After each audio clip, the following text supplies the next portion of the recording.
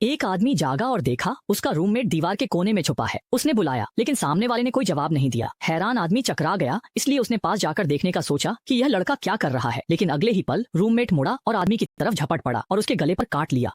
घबराया हुआ आदमी अपने गले को पकड़कर इमारत से बाहर भाग गया, लेकिन उसे यह नहीं पता था कि वह पहले ही ज़ॉम्बी वायरस से संक्रमित हो चुका है। आदमी के कोशिशों के बाद वायरस ने शहर में तेजी से फैलना शुरू कर दिया और शहर के किसी ग्रामीण इलाके में डॉक्टर कियांग भाई शहर में काम पर जाने के रास्ते में था। उसने बस सड़क की एक सुविधा स्टोर से कुछ सामान खरीदा। बाहर आया तो देखा कि सड़क पर अफरा तफरी मची हुई है और पास की एम्बुलेंस से एक मरीज अचानक बाहर निकलकर सड़क पर चल रहे लोगों पर हमला करने लगा। देखने वाले लोग यह नहीं जानते थे कि वह पहले ही ज़ॉम्बी बन चुका है। तभी एक गोली की आवाज आई। एक आदमी ने गोली चलाकर उस ज़ॉम्बी को खत्म कर दिया और लोगों से तुरंत जाने के लिए कहा। अनजान पुलिस ने अपनी बंदूक उस पर तान दी, लेकिन अगले ही पल पुलिस को ज़ॉम्बी ने गिरा दिया। आखिर क्या हो रहा था? कियांग भाई हैरान था और कुछ गड़बड़ होने का आभास होते ही वह तुरंत अपनी कार में वापस गया और वहां से निकल गया। वह तेजी से घर की ओर भागा, लेकिन जैसे ही वह गांव के प्रवेश द्वार पर पहुंचा, उसने देखा कि उसका पड़ोसी दा जुआंग अपनी पत्नी को पकड़े हुए घबराहट में बाहर भाग रहा था। असल में उसकी पत्नी को एक बूढ़े आदमी ने काट लिया था। लगता है कि ज़ॉम्बी वायरस बहुत तेजी से फैल रहा है। कियांग भाई ने दोनों को घर ले आया। महिला के हाथ पर एक बड़ा काटने का निशान था। कियांग भाई भी कुछ नहीं कर सकता था, इसलिए उसने उसे एक इंजेक्शन दे दिया। इन घटनाओं ने कियांग भाई को बेचैन कर दिया, इसलिए उसने कंप्यूटर खोलकर हाल की खबरें देखी। ऐसा लगता है कि इस तरह के मरीजों की संख्या कम नहीं है, लेकिन यह वायरस कैसे उत्पन्न हुआ यह अभी तक पता नहीं चल पाया है। इतना पता है कि यह वायरस इंसानों को खूनी बनाता है और एक बार काटे जाने या खरोंचने पर यह फैल जाता है। कियांग भाई ध्यान से देख ही रहा था कि अचानक दरवाजे पर दस्तक की आवाज ने उसे चौंका दिया। पड़ोसी दा जुआंग की पत्नी चिंतित था, इसलिए वह देखने आया था। इस समय महिला की हालत और भी गंभीर हो गई थी। उसके दांत काले होने लगे थे और उसकी आंखें भी लाल हो गई थीं। अचानक महिला खड़ी हो गई। पड़ोसी ने उसे काबू में किया, लेकिन वह उसके हाथ पर काट लिया।